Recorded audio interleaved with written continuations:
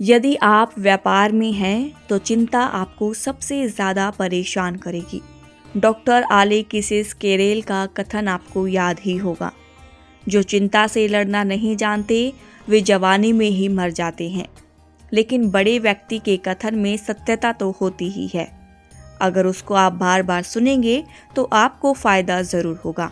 जब हम जवर से पीड़ित हों, अच्छा डॉक्टर ऐसी दवाई नहीं देगा जिससे जवर एकदम से उतर जाए।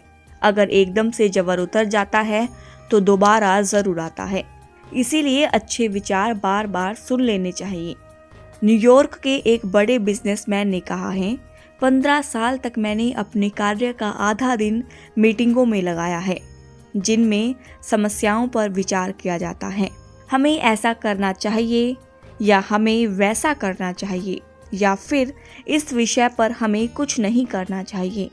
चर्चा के दौरान हम तनाव में आ जाते थे, अपनी कुर्सियों पर पहलू बदलने लगते थे और फिर मीटिंग स्थल पर टहलने लगते थे।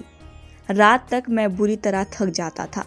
चिंताजनक मीटिंगों में जो भी 15 सालों से करता आ रहा हूँ, मैंने चिंतन किया कि मैं कैसे अपने मानसिक तनाव को कम कर सकता हूँ। पर मैंने एक ऐसी योजना बनाई जिससे ये संभव हो सका।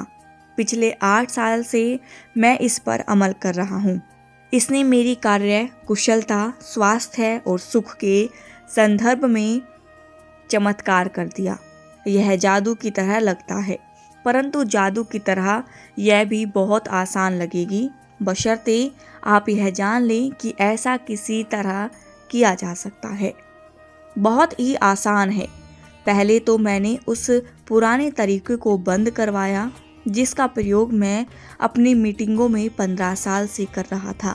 वह तरीका जिसमें मेरे परेशान सहयोगी समस्या का विस्तार से सुनने में वक्त बर्बाद करते थे और अंत में मैं पूछता था, अब हमें क्या करना चाहिए। दूसरी बात यह है, मैंने एक ऐसा नियम बनाया, जो भी व्यक्ति समस्या लेकर मेरे पास आएगा वह पहले एक विवरण पत्र तैयार करे जिसमें इन 4 सवालों के जवाब दिए गए होंगे। पहला प्रश्न, समस्या क्या है जो मीटिंगों में बताना है। उनको पता ही नहीं होता है कि वह अपनी समस्या को किस तरीके से फुला लेते हैं। स्पष्ट रूप से वह लिखने की कोशिश नहीं करते थे। दूसरा प्रश्न, समस्या का कारण क्या है, इसके बारे में अपने विचार लिख कर लाएं। तीसरा कारण, समस्या को कौन कौन से तरीके से हल किया जा सकता है, उसको लिख कर लाएं, जिससे आपसी विचारों में मतभेद ना हो। चौथा प्रश्न, आप किस समाधान का सुझाव देते हैं, इनको लिख कर लाओ। ऐसा करने से 15 से 20 दिन तक माहौल बोझिल हो गया, लेकिन मेरे सामने सवालों की कोई जानकारी नहीं आई। सब कुछ ठीक से चल रहा है। अब मेरे सहयोगी खुद चिंतन करते हैं। अब मुझे हंसना आया तो पता लगा जीवन इसी का नाम है। हंस के जियो, आपकी मंजिल आपके सामने है। इसीलिए तो कहा है, चिंता छोड़ो, सुख से जियो।